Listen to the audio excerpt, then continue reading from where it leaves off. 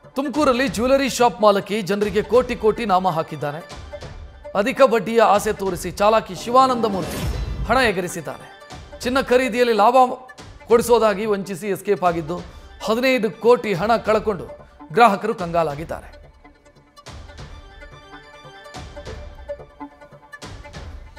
ಇನ್ನು ಈತ ಮೋಸ ಹೆಂಗ್ ಮಾಡ್ತಿದ್ದ ಅನ್ನೋದು ಕೂಡ ಈಗ ಗೊತ್ತಾಗಿದೆ. ಕಳೆದ 20 ವರ್ಷಗಳಿಂದ ಜ್ಯುವೆಲರಿ ಶಾಪ್ ಅನ್ನು ಈತ ನಡೆಸ್ತಾ ಇದ್ದ. ಬಡ್ಡಿ ವ್ಯವಹಾರದ ಜೊತೆಗೆ ಚೀಟಿ ವ್ಯವಹಾರ ಕೂಡ ಈ ಶಿವಾನಂದ್ ನಡೆಸ್ತಾ ಇದ್ದ. ಇತ್ತೀಚೆಗೆ ಆಕಾಶ್ ಸೌಹಾರ್ದ ಕೋಆಪರೇಟಿವ್ ಸೊಸೈಟಿಯನ್ನು ಆರಂಭಿಸಿದ್ದ. 100 ಜನರಿಂದ ಷೇರು ಕೊಡ್ತೀನಿ ಅಂತ ಹಣ ಸಂಗ್ರಹಿಸಿ ಈಗ ಮೋಸ ಮಾಡಿರೋದು. ಚಿನ್ನ ಖರೀದಿಯಲ್ಲಿ ಲಾಭದ ಪ್ರಮಾಣವನ್ನು ನಿಮಗೆ ಕೊಡ್ತೀವಿ ಅಂತ ಹೇಳಿ ವಂಚನೆ ಮಾಡಿರೋದು. 100 ಜನರಿಗೆ ಪಂಗನಾಮ ಹಾಕಿದ್ದಾನೆ ಜ್ಯುವೆಲರಿ ಶಾಪ್ ಮಾಲೀಕ. ಆಮಿಷಕ್ಕೆ ಬಲಿಯಾಗಿ ಒಟ್ಟು 15 ಕೋಟಿ ಹಣವನ್ನು ಗ್ರಾಹಕರು ಕಳ್ಕೊಂಡಿದ್ದಾರೆ. ಜ್ಯುವೆಲರಿ ಮತ್ತು ಸೊಸೈಟಿ ಹಣ ಎತ್ಕೊಂಡು ಶಿವಾನಂದ ಪರಾರಿಯಾಗಿದ್ದಾನೆ. ಕೋಟ್ಯಾಂತರ ಹಣದೊಂದಿಗೆ ಈತ ಪರಾರಿಯಾಗಿದ್ದಾನೆ.